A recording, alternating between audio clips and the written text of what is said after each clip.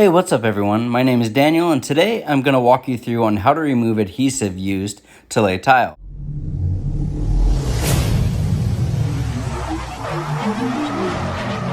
So first thing you're going to want to do is remove your tile. I used a prybar and a hammer. Definitely use some eye protection, a mask, and some ear protection.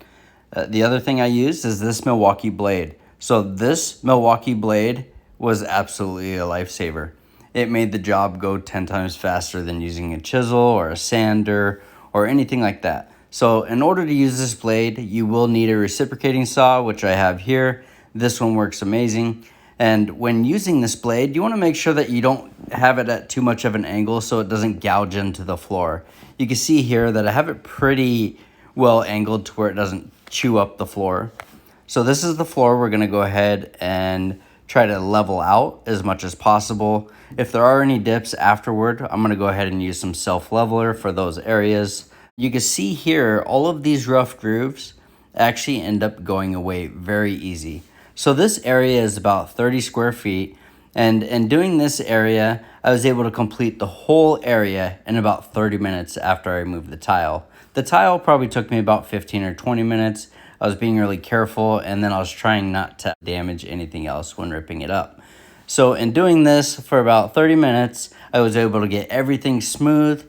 When you're doing it, if your blade happens to hit a staple, a nail, or a screw, you want to make sure that you stop what you're doing and remove that properly so that it doesn't continue to damage the blade.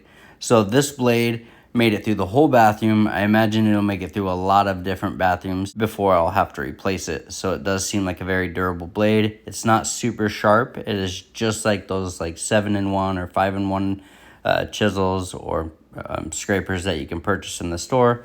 So, but this is just 10 times faster. So hopefully you enjoy this video. I'll show you a quick preview of the before and after on this bathroom just to give you a peace of mind. And I appreciate you all for watching. Definitely check out the description for any parts or material that you may need for this.